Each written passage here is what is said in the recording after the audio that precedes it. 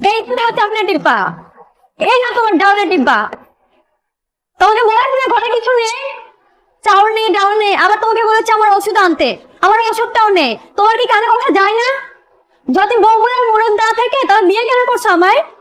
আমি তো আমার চেষ্টা করতেছি, তাও তো একটা চাকরি ইন্টারভিউ দিয়ে আসলাম। আর আমার পকেটে টাকা থাকলে কি আমি তোমাকে বাজার সদাই করে দেই না? তাই বলে তুমি আমার সাথে এরকম আচরণ করবা? তাহলে কি আমার কিডনি বেচা বাজার করবো? বাইরে যন্ত্রণা, ঘরে যন্ত্রণা, চতুর্দিকে যন্ত্রণা, এই যন্ত্রণা আমি নিতে পারতেছি না। কে বলেছিলাম না চাকরিটা ছাড়ো না, সুখে থাকবে ভূতে কি নাই। আর এখন তো তুমি কুত্তার মতো রাস্তায় রাস্তায় ঘুরতেছো, আর আমার দিতেছো যন্ত্রণা। আমি যন্ত্রণা দিচ্ছি, আর আমি যে যন্ত্রণায় জমে পড়ে ছাই হয়ে যাচ্ছে সেটা থেকে তোমার কোনো খেয়াল আছে? আর খালি নিজের বলেই বোঝো। এই শোনো, কালকের মধ্যে যদি ঘরে বাজার না আসে না, তাহলে আমি আর এই সংসারে থাকবো না। কথাটা মাথায় রেখো। শোনো, তুই তহসিল অফিসে যা, যান যান, মাফ করেন, যান তো এখান থেকে। ওই তুই যাইয়া ওই খাজনার এটা রিসিপ্টটা দিয়ে নিয়ে আসিস যে, ঠিক আছে?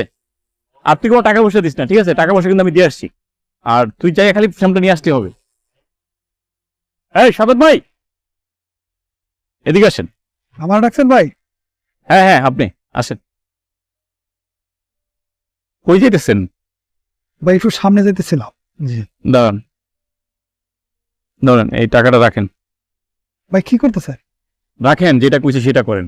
আমি জানি আপনার বাসায় সমস্যা আছে, ঘরে বাজার নেই। ধরেন এটা নিয়ে আপনি বেতন পাইয়া যখন পারেন তখন দিয়েন। আমি তো আপনার কাছে এখন চাইতেছি না, চাইতেছি। আরে ভাই, রাজা বৎসরের সমস্যা আছে, প্রত্যেকটা মানুষের সমস্যা আছে, সমস্যা থাকতেই পারে। কিন্তু আপনি যেভাবে চলাফেরা করেন তাতে তো আপনার সমস্যাটা বুঝি না ভাই। যদি টাকা পয়সা লাগে আপনি আমার বললেন, ঠিক আছে? ঠিক আছে ভাই, হ্যাঁ ঠিক আছে, যান। ভাই, একটু আগে একটা ভিক্ষুক আইলো, আপনি ওনারা সাহায্য করলেন না। আর এই লোকের তো এত বোঝা যেমন একজন ভদ্রলোক, হয়তো টাকা পয়সা আছে, আপনি ওনারা 500 টাকা দিলেন বাজার করার লেগা। বিষয়টা তো বুঝলাম না। তাহলে শোন, এই যে লোকটাকে দেখলি না, যে ভদ্রলোক, এই লোকটা কিন্তু আমার প্রতিবেশী। আমি সেদিন রুম থেকে বের হওয়ার পরে তার ঘরে শুনতেছি সে ঝগড়া করছে তার বউর সাথে। বাজার নাই, অভাবে আছে, অনেক কষ্টে আছে। এই মানুষগুলোর কষ্ট না কাউকে বলতে পারে না, আর মানুষের কাছে হাতও পাততে পারে না। এইটাই আমাদের মধ্যবিত্ত ফ্যামিলির পরিস্থিতি।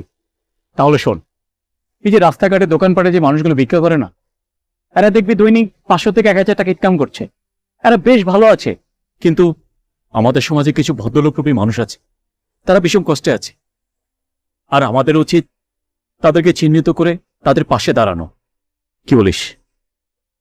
ঠিক বলছেন ভাই। আর চল তাহলে